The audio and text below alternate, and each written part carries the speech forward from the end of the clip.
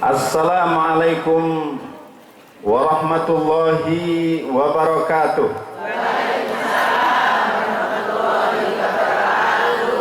Alhamdulillah wa syukurillah wa ni'matillah wa la hawla wa la quwwata illa billah.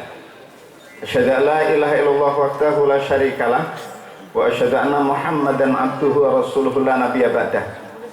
Allahumma shalli wa sallim ala nabiyyina Muhammadin wa ala alihi wa ashabihi ajma'in ma ba'du. Yang sangat kami muliakan Pak Camat. Subhanallah, ternyata Pak Camatnya masih muda banget ya. Istrinya pinten Pak Camat? Alhamdulillah.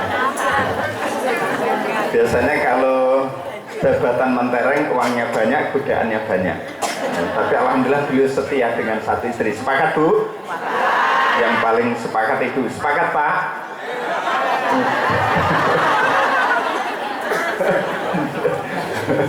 Yang sangat kami muliakan juga ada Pak Pimpinan Daerah Muhammadiyah Tulungagung, kemudian Pak Ketua Pimpinan Cabang Muhammadiyah Besuki dan seluruh jajarannya, kemudian juga ada Pak Lurah, ada Babinsa dan lain sebagainya. Hadirin mungkin tidak disebutkan satu persatu, ini luar biasa jumlahnya, informasinya 1000, tapi saya melihatnya bisa mencapai 10.000 ini. Ya benar ya. Ya, bapak-bapak tidak melihat 10.000 di dalam Al-Quran itu. Di dalam Al-Quran itu setiap manusia itu Allah berikan pengawal, namanya malaikat hafadhah. Jadi kalau satu orang dikawal 2 malaikat hafadhah, berarti 3 kali 1000 berapa? Oh, 3.000. Itu belum yang lain. Jangan tidak lihat kan? Nah, sebab kalau ngelihat juga bahaya. Ya. Alhamdulillah semuanya sehat. Mohon izin, ini sudah sarapan dereng? Oh belum? Oh ada yang sudah, ya kan? Insya Allah, alhamdulillah. Baik, yang ingin masuk surga angkat tangan. Alhamdulillah, yang masuk surga boleh angkat tangan? Boleh angkat tangan? Oke, letakkan di pundak teman kanannya. Nah, sudah sambil ditepuk-tepuk, ya ucapkan assalamualaikum. Ayo dadi wong apik, melu ngaji sing tertib, ojo ngomong tok, main handphone ojo. Mari masuk surga bareng-bareng. Ganti yang kiri. Ya, tepuk juga sebelahnya. Jawab waalaikumsalam. Ayo dadi wong apik. Ojo jarkoni. Isok ngujar gak isok ngelakoni. Bareng-bareng masuk surga. Amin ya rabbal alamin. Bapak Ibu sekalian yang dirahmati Allah, alhamdulillah. Jadi ini semuanya sebetulnya ngajinya cuma gitu, nanti sudah cukup ya kan. Sehat kabeh kan kuncinya begitu ya. Baik, saya hanya ingin berbagi pengalaman ya, pengalaman. Apa itu sekalian? Alhamdulillah tahun 2023 Allah izinkan saya, Allah takdirkan saya untuk berangkat umroh. Itu gratis, dibayari di Sangoni. Itu tahun berapa tadi? 2023. 2026 sebelum Ramadan kemarin Allah juga takdirkan yang sama, diberangkatkan umroh kembali gratis, dibayari di Sangoni. Alhamdulillah. Enak mboten? Pertanyaannya, siapa yang kepengen umroh haji gratis dibayari di Sangoni? Boleh angkat tangan? Boleh angkat tangan? Boleh angkat tangan? Oh, hampir semuanya. Pertanyaannya, mana yang lebih baik, dibayari atau membayari? bayari. Kenapa? Karena kaya, ya kan? Jadi lebih baik bayari dibanding dibayari. Nah, coba yang kepingin bayari angkat tangan.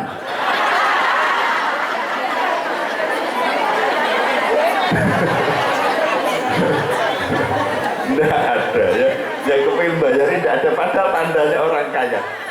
Dan memang orang ke sana itu ternyata rata-rata itu tidak bayar sendiri. Jadi kalau kita keinginan dengan ekonomi terbatas, punya keinginan, diniatkan saja. Karena memang mayoritas ke sana tidak bayar sendiri, dibayari. Bukan petugas ya, tapi dibayari. Nah kemudian termasuk kita yang 2023 itu juga bersama kira-kira 30-an orang itu dibayari. Yang bayari satu orang. 2026 kemarin juga dibayari satu orang. Padahal membayari kira-kira sekitar lebih dari 35 orang, hampir 40-an. Berarti 1 banding dengan 30 sampai 40. Satu yang bayari, yang dibayari 30 sampai 40. Dan saya punya teman juga di Lamongan, pengusaha jebolan dari panti asuhan, mendirikan perusahaan, baru saja juga memberangkatkan 50 karyawannya. Satu orang memberangkatkan 50. Dan rata-rata ketika kita renungkan, ketika di sana orang berangkat haji umrah itu tidak bayar sendiri. Misal suami bekerja, dia ada rizki, mau berangkat umrah atau haji, sementara istrinya tidak bekerja. Pertanyaannya kira-kira ketika ekonominya cukup, suami ini berangkat sendiri atau ngajak istrinya? Ngajak istri. Padahal tidak bekerja. Artinya istri dibayari suami. Kalau di Makkah itu, di Haramain itu ada 100 suami ngajak istrinya, maka 100 banding 100. Jadi rata-rata rasanya tidak bayar sendiri. Oleh sebab itu kalau sudah kepingin, itu diniatkan saja. Nabung. Wong kemarin itu ada yang hanya tukang beca, masih ingat tulisan Pak Kiai Pak Huda, Nur Kholis Huda. Ada seorang becak, ya, kerjanya hanya becak itu, yang ekonominya untuk menghidupi keluarganya itu hanya cukup makan sehari-hari, bisa berangkat haji. Bagaimana caranya? Sederhana. Jadi di saat itu beliau kebetulan berada di depannya masjid, mangkalnya itu di depannya masjid. Di saat yang lain sudah mulai sholat berjamaah, komat Allahu Akbar, Allahu Akbar, komat itu sudah masuk semua. Apa yang beliau lakukan? Beliau masih tenang di tempat becaknya sampai seluruhnya sudah mulai siap, tidak ada yang menghadap ke belakang. Beliau baru datang di situ, dia tata sandal-sandalnya para jamaah, tata yang rapi sandal itu, dan itu setiap 5 waktu sholat. Baru beliau kemudian sholat. Terus begitu menyebabkan jamaah, ada orang kaya, ini siapa yang melakukan itu? Akhirnya suatu ketika didingkik itu nih. Didingkik itu dapat apa? Dintik, tekok mburi yang dia tidak tahu kan? Didingkik itu, oh ternyata ini yang melakukan. Setelah selesai sholat, baru diajak ngobrol, Pak, jenengan yang menata sandal ini? Boten Pak Ustadz, saya ini, kenapa kok melakukan itu? Ya karena saya ini tidak punya uang untuk infak. Jadi saya hanya mampu berinfak dengan tenaga saya, dengan menata sandal-sandal itu. Akhirnya apa yang terjadi? Pak, apa yang keinginan jenengan belum terkabul? Saya bersama istri itu ingin haji, tapi baru nabung 1 tahun baru terkumpul 100.000. Ya sudah, besok saya akan ke rumah jenengan, datang ke rumah, ngobrol banyak di situ, diminta KTP-nya, pinjam boleh, pinjam KTP boleh, diuruskan paspor, visa dan lainnya. Pak, bulan depan kita berangkat. Berangkat apa Pak? Diberangkatkan.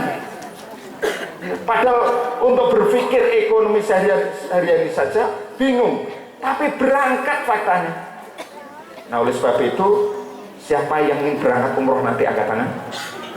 Mulai menata sandal teman. Ya jangan-jangan orang wong konangan Pak Camat tuh wong apik. Berangkatkan sama Pak Camat. Sudah, perbuatan baik apapun yang mungkin orang anggap sederhana, tidak berarti, punya arti. Punya arti. Tidak ada yang hilang, semuanya akan tercatat. Faman ya'mal mithqala dzarratin akan tercatat.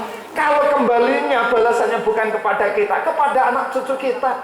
Jadi kalau berbuat sesuatu jangan nanggung, lakukan yang terbaik. Mungkin tidak berimbas kepada kekayaan, belum tentu, tapi Allah ganti dengan cara yang lain. Masih banyak. Istiqomah lakukan. Nah selepas dari sini mungkin ada snack-snack, dicek saja nanti. Barangkali setelah kita makan ada orang yang membuang sembarangan, ditinggal saja.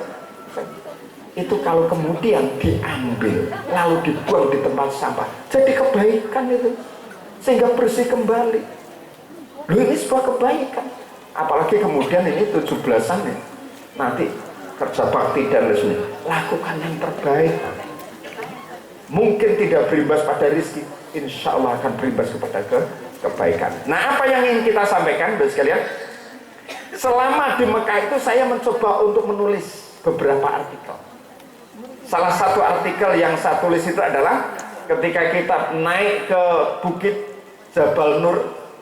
Ya, Jabal Nur itu sama dengan ini ya, bukit bercahaya yang di situ ada Gua Hiro. Itu perjalanannya PP kira-kira itu 2 jaman lah. 2 jaman. Naik bukit itu, nah kemudian sampai pada puncak itu untuk menuju Gua Hiro yang di situ turunnya wahyu, itu kemudian harus turun ke lereng kira-kira 5 meteran turun. Itu lelah sekali. Sekarang terbantu dengan trap-trap. Ini saya ceritakan yang belum pernah mungkin juga punya keinginan ke sana ya. Ke lereng, kemudian di situ berebut biasanya banyak orang. Lah, dari lereng ini untuk bisa masuk ke Gua Hiro itu hanya 1 orang, 1 persatu. Itu pun harus miring. Miring baru bisa masuk 1 orang. Dan di dalam itu ada Gua Hiro, di situ hanya cukup kira-kira 3-4 orang duduk. Disitulah Rasulullah bertahanut, berdiam diri lalu menerima wahyu. Saya membayangkan di situ betapa Rasulullah itu kuat sekali fisiknya, betapa Ibunda Khadijah kuat sekali fisiknya. Itu riwayat naik di situ itu. Kita saja itu lelah di situ, dan Rasulullah terbiasa naik. Makanya saya menulis artikel itu ya, menemukan Rasulullah di Gua Hiro, bukan secara fisik, tetapi ada jejak-jejaknya di situ. Wah ini keren sekali. Lalu saya juga menulis artikel tentang tawaf. Yang pernah haji atau umrah boleh angkat tangan? Yang pernah? Alhamdulillah. Loh cuma 1-2. Loh anak cilik. Oh bukan ya. Sehingga sudah ya Bu ya. Sempat tawaf Bu? Pasti. Sempat mencium Hajar Aswad? Banyak orang yang berkeinginan ke sana enggak? Ingin tawaf, kemudian juga mencium Hajar Aswad, berebut kadang-kadang. Ya kan? Pertanyaannya kenapa orang seluruh penjuru dunia kaum muslimin itu rela untuk mengitari, datang ke sana, mengeluarkan dana, ya kan, energinya berlelah-lelah, melakukan tawaf, dan semuanya, hampir semuanya berkeinginan untuk mencium Hajar Aswad. Itu kenapa? Apakah karena faktor Ka'bah ini yang di situ ada Hajar Aswadnya, ataukah karena faktor yang lain? Maka saya tulis artikel itu. Seandainya Ka'bah ini yang di situ nempel Hajar Aswad, dipotong bagian bawah, lalu diangkut dengan teknologi, ditempatkan di Besuki sini. Bahwa Besuki ini di depan kita, pertanyaannya apakah masih punya daya tarik? Maukah orang kemudian mengelilinginya? Maukah orang mencium Hajar Aswadnya? Kira-kira mau? Masih mau ya? Masih punya daya tarik? Bisa jadi masih punya, tetapi hanya sementara saja. Selebihnya enggak. Kenapa? Karena dia telah kehilangan roh. Manusia itu kalau kehilangan roh, mati dia. Hanya fisiknya saja. Maka ketika Ka'bah ini dicabut dari tempatnya, lalu dipindah ke tempat yang lain, maka rohnya sudah tidak ada. Itu hanya bangunan biasa saja. Rohnya itu yang dimaksud apa? Rohnya itu adalah nilai kesejarahan, nilai kerisalahan, nilai tauhid di situ semuanya. Sehingga tidak bisa, kalau dipindah sudah tidak punya makna lagi. Punya makna itu jika kemudian berada di sini. Nah, saya juga tulis artikel itu. Nah, kemudian saya juga tulis artikel di saat kemudian kita melakukan yang namanya ini sa'i. Sa'i itu dari mana Bapak Ibu? Dari Bukit Sofa ke Marwah. Siapa yang tahu jaraknya berapa meter, saya beri hadiah 50.000. Boleh angkat tangan? Hah? 700 meter. Anu. Ada lagi? Hah? 750. Ada lagi yang lain? Hah? Oh, saya buka Google. Coba bayangkan Pak ya, 50.000 memang menarik sampai buka. Lu gak apa-apa, kan gak ada larangan. Lagi si gak ngaji pada dulu hepo kabeh. Berapa Pak? Berapa?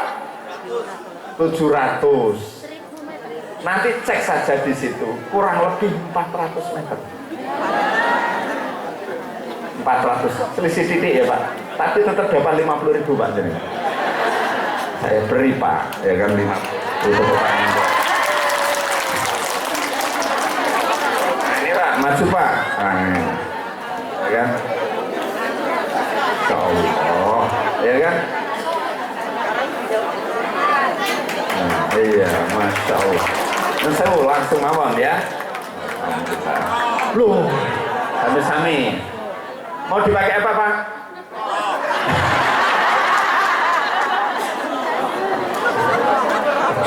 Nabung untuk umroh.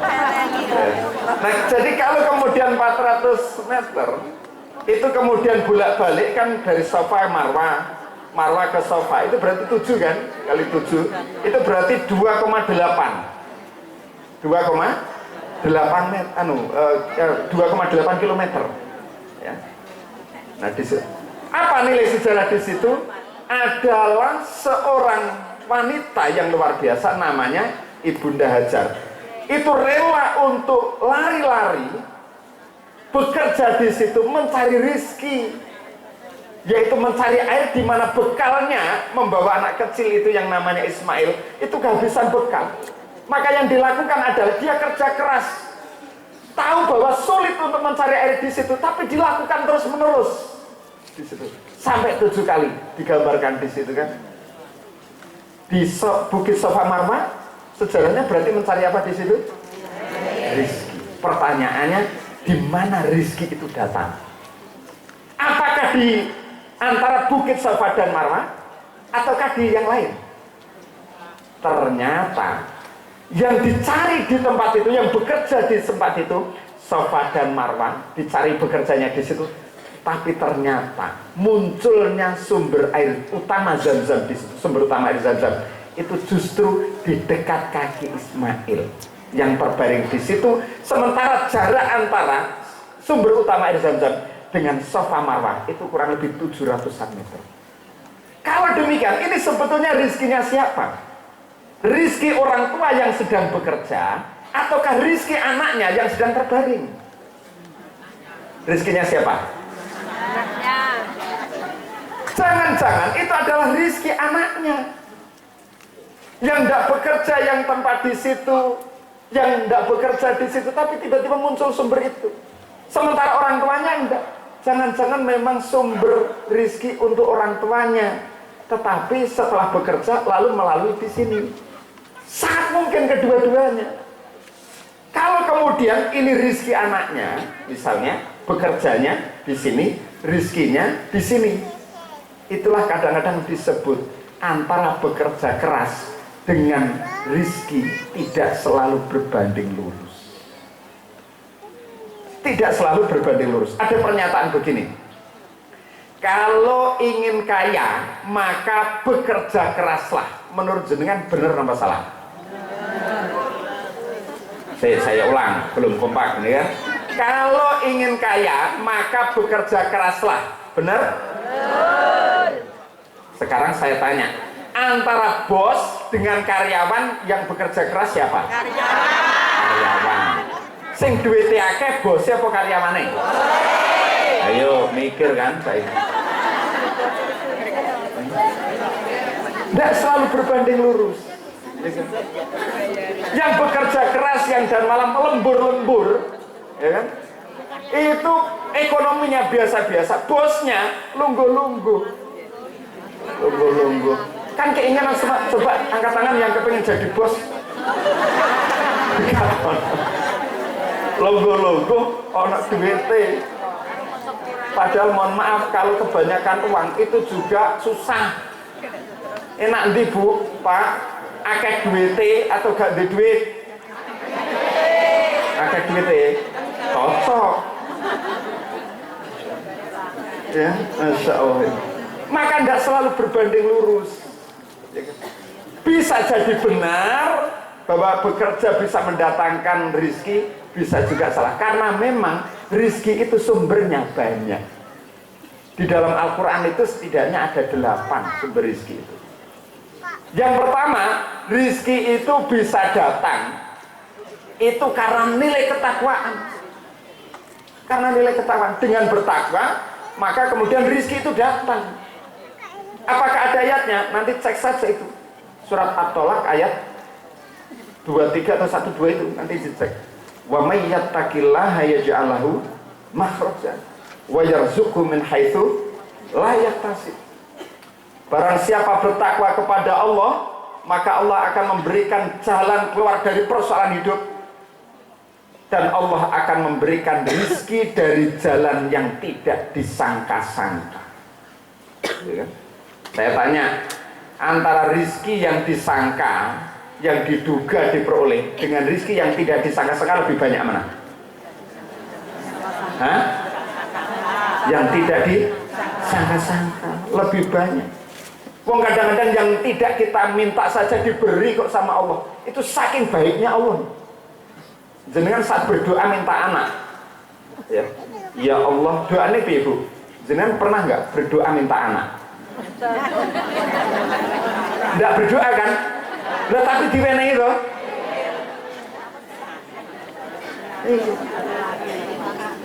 Ada nggak begini yang berdoa, ya Allah karuniakan kepada saya seorang anak yang solih-solihah, yang tangannya jumlahnya 2, jari-jarinya jumlahnya 10, kakinya 2, telinganya 2, hidungnya 1, dan lain sebagainya. Pernah nggak kita berdoa begitu?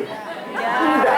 Rata-rata doa kita itu hanya begini, Rabbi habli minas solihin, ya Allah karuniakan kepadaku anak yang solih-solihah, kan begitu.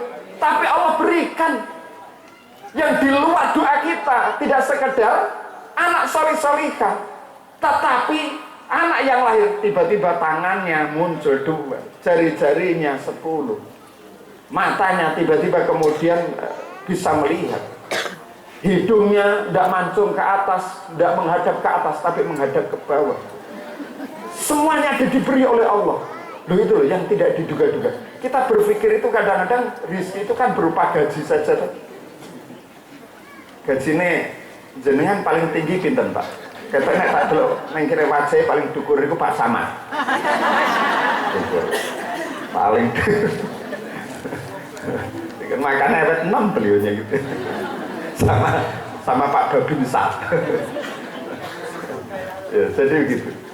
Jadi sesuatu yang kadang-kadang tidak kita minta diberi sama Allah, dan itu kebaikan gitu. Ya.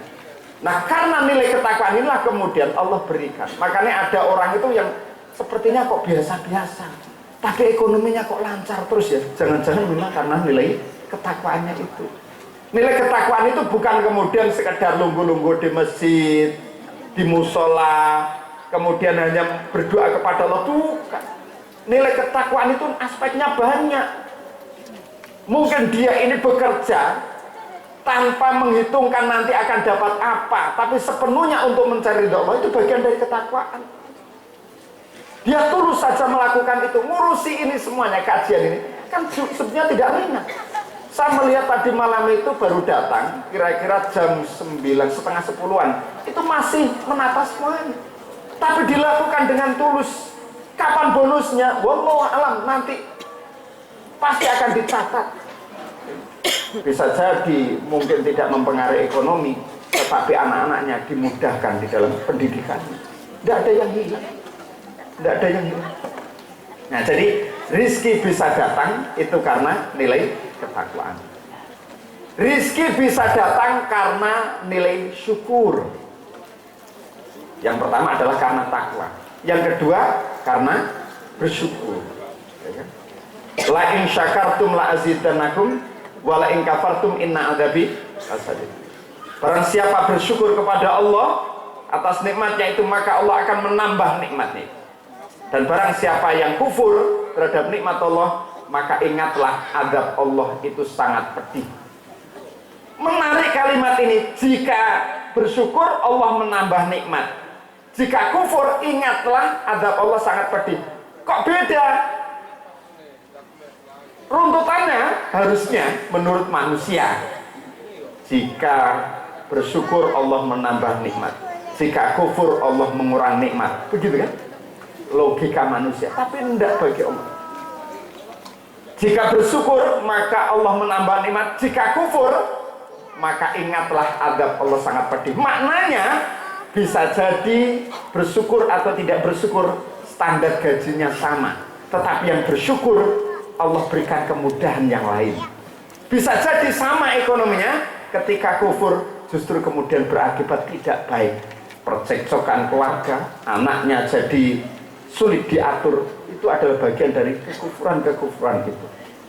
Bisa jadi gajinya lebih baik yang kufur, lebih banyak, entah dari hasil apa, tetapi justru kemudian menjadi bala bagi dirinya jika kemudian kufur. Bala itu artinya apa? Ekonomi melejit, rumahnya besar, tetapi anaknya jatuh ke narkoba. Itu sering terjadi.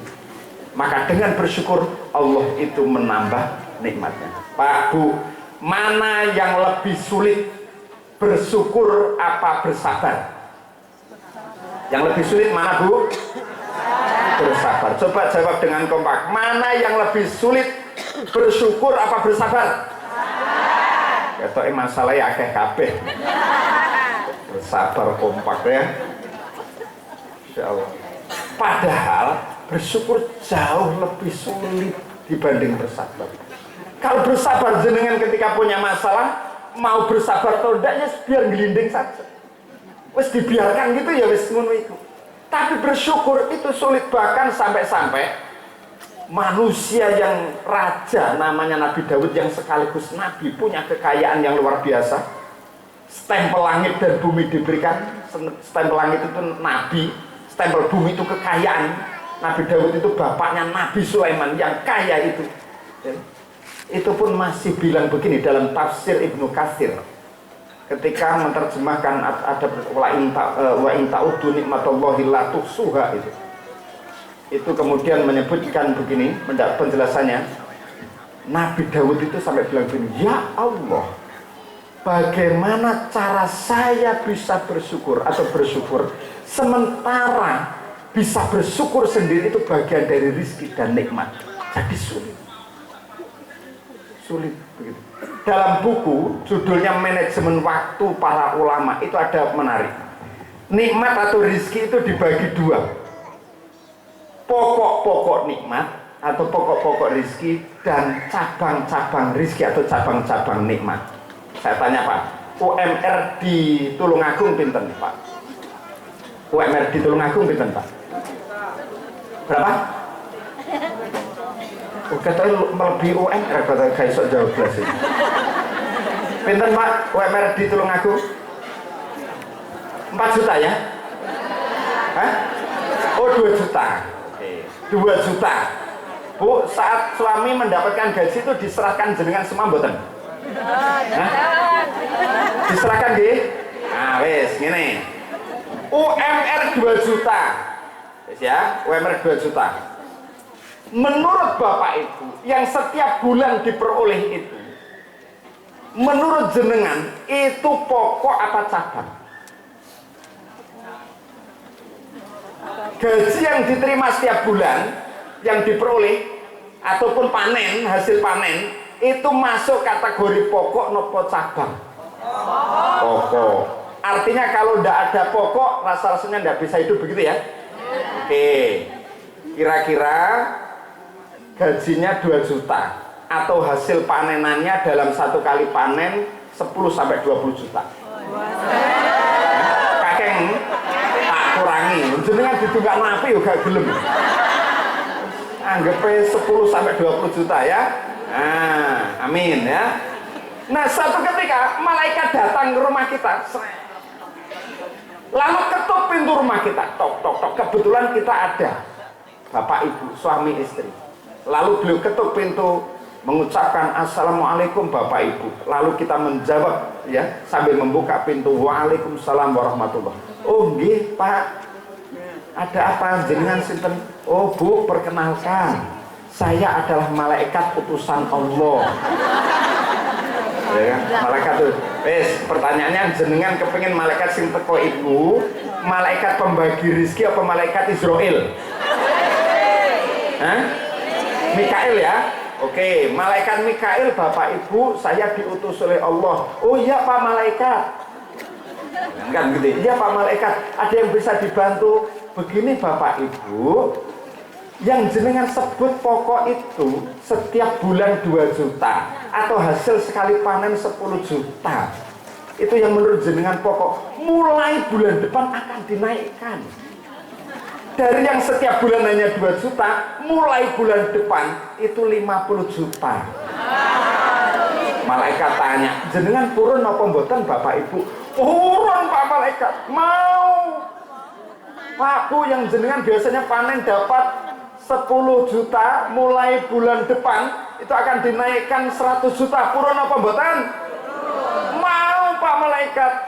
Tapi Bapak Ibu, Allah memberikan catatan bahwa yang semula gajinya jenengan yang diterima itu 2 juta menjadi 50 juta dan hasil panen dari 10 juta menjadi 100 juta, mulai bulan depan itu kondisi jenengan sakit-sakitan.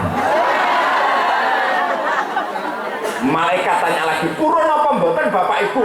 Jenengan jawab apa? Mboten Pak malaikat. Wes berarti aku cukup sakmene ae Pak malaikat tuh. Ya kan? Kalau demikian, mana yang pokok? 100 juta, 50 juta, ataukah sehat? Sehat yang pokok itu. Sehat. Jadi artinya kalau kondisinya yang pokok sehat sudah diberi, kok gajinya itu 2 juta, alhamdulillah 2 juta itu bonus. Cabangnya karena yang pokok sudah diberikan. Masya Allah.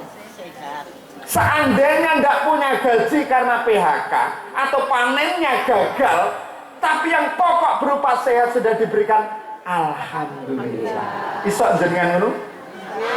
Panen gagal gak untuk gaji, tapi kondisinya sehat, isok alhamdulillah. Abot. Itulah sebabnya bersyukur itu sulit. Ini baru sehat. Coba ketika kita cek kemarin, kita datang ke salah satu teman masih muda, itu mohon izin itu kena sedikit stroke gitu, gejala stroke, ada pembuluh darah yang pecah itu. Kita datang di situ, gimana Bu? Kebetulan suaminya yang kena ini ya, yang diuji oleh Allah dengan sakit ini. Gimana Bu kondisinya?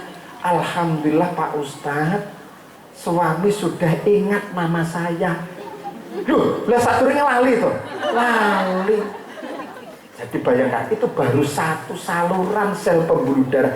Ini di otak kita jutaan miliar saluran yang Allah jaga. Bukankah itu pokok rezeki? Sulit kadang-kadang kita ini hanya kurang 1000 saja kita kejar 1000 itu sampai ke lorong itu. Iya itu. Padahal Allah sudah memberikan sehat kepada kita. Ayo sekarang pertanyaannya, mana yang lebih baik, sehat nopo uang 100 juta? Sehat. Cocok. Tapi ono sing buri bau antar gitu. Yo sehat yo 100 juta Ustaz. Itu lebih cocok mana? Ini loh. Jadi bersyukur kepada Allah, maka akan diberikan rizkinya melimpah. Alhamdulillah. Pak jenengan Pak, nek ndelok istri, Bu, ini ya, tidak apa-apa Pak, pindah saja biar enggak, biar nyaman. Bu, ini ya gajinya ayah diberikan sekian. Lalu istri jenengan, alhamdulillah Pak, masya Allah, dengan senyum jenengan lagu apa Mbak? Lagu. Ya kan, lagu, seneng Pak, semangat kerja lagi. Nah, rata-rata itu ketika pulang gak gawe duit itu ngamuk. Itu ngamuk gitu. Ya begitu. Nah ini maka bersyukur alhamdulillah ya proporsional. Ya jadi yang pertama rezeki datang Allah berikan gara-gara ketakwaan. Yang kedua bersyukur. Ini ngajinya sampai jam berapa? Hah? Kali welas. Bener sama. Aku gak situ neng Jogja. Nah, tenang, secukupnya saja ya. Yang berikutnya, rizki bisa datang itu karena menikah. Ada ayatnya itu. Surat An-Nur itu, ayat 31 atau 32 itu. Kalau ada anak muda yang sudah waktunya menikah, ketika mereka miskin, nikahkan, maka kami akan mencukupinya. Menikah itu bisa mendatangkan rizki. Allah hadirkan rizki. Saya tanya, Pak, Bu, jenengan punya anak itu dokter, cantik dokter, jabatan mentereng, karirnya mentereng. Lalu ada pemuda yang belum bekerja tapi duwe semangat doa. Semangat tapi durung kerja, tapi rodok rembes. Kira-kira tapi ngelamar anaknya jenengan terima napa mboten? Mboten. Apa oh? Kira-kira apa?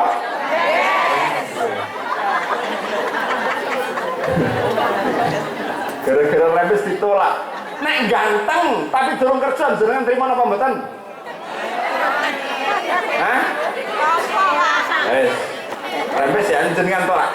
Kalaupun ditolak, tolaklah dengan bijak. Jangan sampai menghina. Sebab kalau jenengan hina, anak muda sing mohon izin rada rembes iki. Sing durung kerja iki. Lalu kok dia kemudian sambil marah, kecewa, ditolak itu, lalu dia bekerja keras. Takdir Allah berpihak kepadanya, lalu rizkinya melimpah. Lalu rizkinya melimpah, islok glowingan. Loh jenenge urusan ganteng cantik itu kan bukan urusan sejak lahir kan. Jenengan pernah nggak menjumpai lahirnya rodok rembes, tapi setelah kemudian pulang dari Surabaya dari kota, mari ngono glowing. Pernah nggak? Jadi cantik. Nah anak muda yang rembes jadinya dia kemudian pakai opo lah pokoknya. Ya kan? Akhirnya merecet wajah. Lalu yang jenengan tolak itu tiba-tiba membeli rumah besar di depan rumah jenengan. Saat jenengan nyapu di depan rumah, di halaman rumah, dek iku lungguh-lungguh, ambek kipasan dari duit atusan ribu. Jenengan sing nyapu iki, kira-kira pegak kepengin pindah rumah ini. Ya kan? Masya Allah, pengurusan wajah itu kan ya biasa saja. Itu glowing, Bu. Glowing itu mahal apa mboten? Makanya Bu ingat, balik perempuan yang glowing itu suami gulung komeng. Karena memang mahal. Makanya ini biasa-biasa saja. Nek duit wudu. Wes sawudone Ustaz. Sampai ya sudah, kalaupun ndak cemerlang, ndak glowing di dunia, nanti glowing di akhirat. Lebih baik mana glowing di akhirat? Ya surem neng dunia tapi glowing di akhirat. Ataukah glowing neng dunia neng akhiratnya surem? Pilih di akhirat. Jenengan itu loh, walaupun glowing sekarang, apa Pak Emil dadak mor-mor teko mrene. Lalu kemudian muji jenengan kan tidak juga. Saya muji jenengan itu ya bojone. Bener gak? Wis pokoknya ngene-ngene iku apik kabeh wis. Ora usah biaya-biaya itu. Gara biayaan. Biasa-biasa saja ya. Jadi begitu sekali. Ya, menikah itu bisa mendatangkan rezeki. Saya termasuk mengalami, Masya Allah. Saya menikah itu tahun 2006, tanggal 5 Maret 2006 saya menikah itu. Ya. Saya sebagai guru saat itu, seingat saya di Surabaya saat itu 2006, gaji saya itu karena swasta ya, di Muhammadiyah, gaji saya seingat saya itu 200.000. 5 Maret ya 2006 gaji 200.000. Masya Allah. Setelah menikah bulan April tahun yang sama meningkat dari 200.000 menjadi 250.000. Naik berapa Pak? Lu kan naik lumayan. Saya cek kenapa kok naik itu. Oh ternyata naiknya adalah tunjangan keluarga. Coba saya tidak menikah, maka tidak dapat tunjangan itu. Alhamdulillah, setelah menikah, kemudian naik dari 200.000 menjadi 250.000, lalu bisa ngekos. Bisa ngekos, ya kan? Sementara istri juga masih kuliah. Ngekos di rumahnya Pak Najib Hamid almarhum. Ya, yang mantan sekretaris PWN Jawa Timur ya, yang calon DPD dulu. Almarhum di situ. Ngekos 2 tahun. Tahun berikutnya itu mulai bisa ngontrak. Jadi menikah naik dari 200.000 menjadi 250.000, bisa ngekos. Lalu kemudian setelah ngekos bisa ngontrak. Setelah ngontrak 3 tahun, Masya Allah dikaruniakan rumah di Surabaya. Diberikan rumah. Gara-gara apa tadi Pak? Nikah. Gara-gara nikah. Coba Pak bayangkan. Setelah menikah dari 200.000 menjadi 250.000, lalu bisa ngekos, bisa ngontrak, punya rumah. Bayangkan, itu baru 1 istri. Ya, baru 1 istri. Coba kalau istri 2, bisa entek. Malah blas maneh. Oh aku duwe kanca iku malah entek. Hah? Tapi tenang Bu, ya. Walaupun ini ya semangat bapak-bapaknya ya untuk menikah lagi gitu ya, tapi insya Allah katanya Prof. Din Samsudin minal khaifin, punya keinginan tapi tidak punya keberanian ya, insya Allah begitu ya. Jadi menikah, dinikahkan saja ya, dinikahkan bagi yang memang sudah waktunya tapi belum bekerja Ustaz, sudah nanti Allah akan karuniakan sambil dibimbing dan tak dulu wajah jenengan dulu sekarang ini. Dulu kan mungkin saat menikah juga belum punya apa-apa. Setelah menikah kemudian baru punya apa-apa. Apakah Pak Camat dulu sebelum menikah sudah langsung jadi Pak Camat? Belum tentu. Benar Pak Camat? Iya. Dulu apakah kemudian langsung glowing seperti sekarang? Belum tentu. Bisa jadi yang ditolak mau. Kok roh Ustaz? Podo. Saya juga begitu dulu. Surabaya tinggal di masjid. Ya kan kuliah itu bapak ibu hanya bilang begini, Le, kuliahlah. Bapak ibu hanya membiayai kamu untuk perjalanan naik bis saja. Tinggal di masjid 8 tahun di situ. Rambles. Apa buktinya? Ketika mau melamar cewek yang kaya ditolak. Saya kira udah menyesal. Oh, coba saya menikah dengan Ustadz Munahar.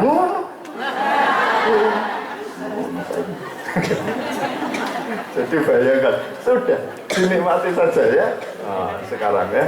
Nah, jadi rizki bisa datang karena menikah. Yang belum menikah, Ustadz, usia saya sudah 60 tahun, tapi saya belum punya pasangan. Apakah harus menikah? Menikah, asal ada yang mau.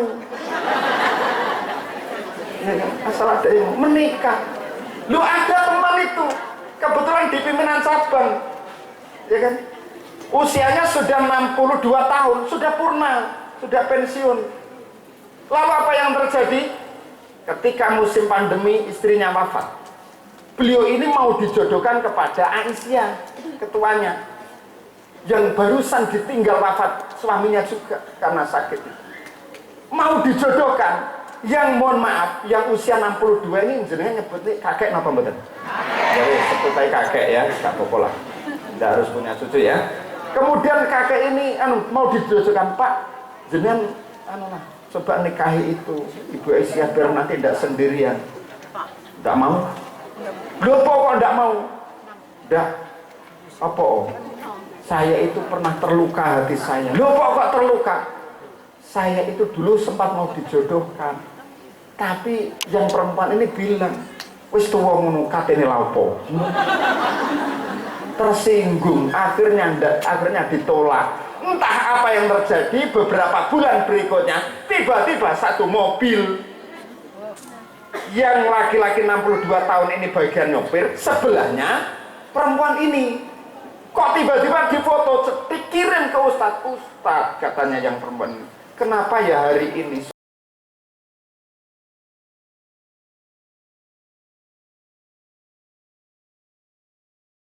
sore ini hati saya kok dadikduk?